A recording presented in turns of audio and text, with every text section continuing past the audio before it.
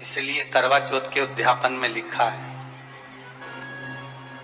करवा चौथ के उद्यापन में लिखा है, आप लोग करते होगे ना करवा चौथ का व्रत, उसका जब उद्यापन होता है तो एक थाली में 13 जगह पर 4-4 पूड़ी रखी जाती है। आप लोगों को तो मालूम होगा, आप लोगों ने करा होगा करवा चौथ का उद्यापन। एक थाली में 13 जगह पर पूड़ी और सीरा, सीरा मतलब हलवा रखा जाता है, और रखने के बाद में उसके ऊपर एक पत्तल रखकर उस पर सुहाग का वस्त्र, साड़ी, 5 वस्त्र, सुहाग सामग्री सब उस पे रखी जाती है।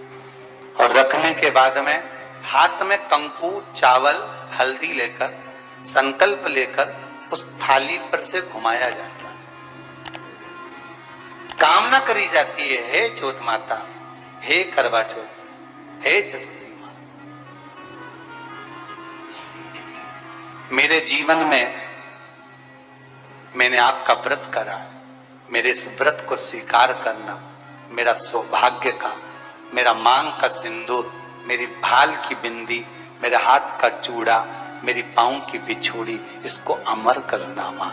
और जो ये वस्त्र मैं दे रही हूं, इस वस्त्र को मैं जो प्रदान कर रही हूं चौथ माता, इसको स्वीकार कर कर मेरी भी चुनड़ी को लाल बनाए रखना।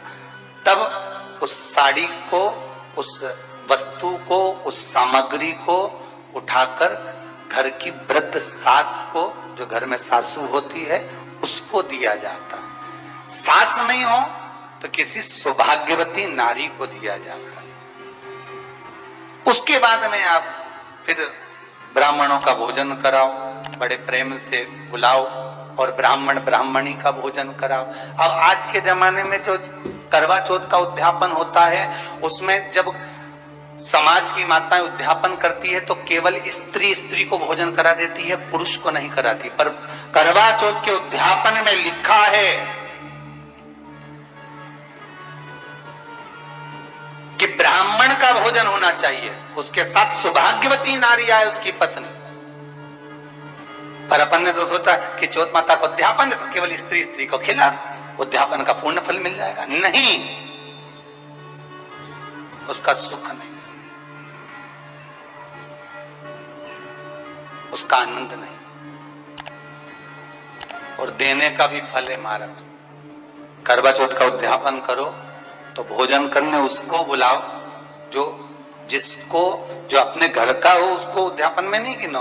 अपने घर के लोगों तो वैसे ही भोजन करेंगे, घर का व्यक्ति तो वैसे ही भोजन करेगा ना, पर अपने उन्हीं को गिना। ने हमारी बड़ी जीजी के गिन लो, ने छोटी जीजी के गिन लो, ने भांजी के गिन लो, ने उसके गिन लो, ने उसके गिन लो, ने 13-14 ऐसे इकट्ठा कर लिया, ने साहब ये अपने इकट्ठे हो गए, ये तो अपने हो गए।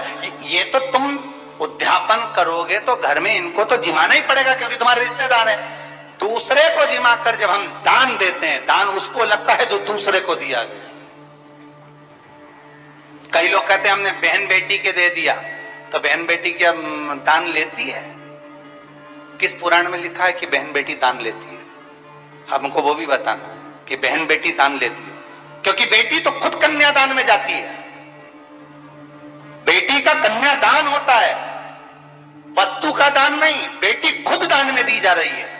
कन्यादान में बेटी कभी दान नहीं लेती महाराज, बहन बेटियां कभी दान नहीं लेंगी।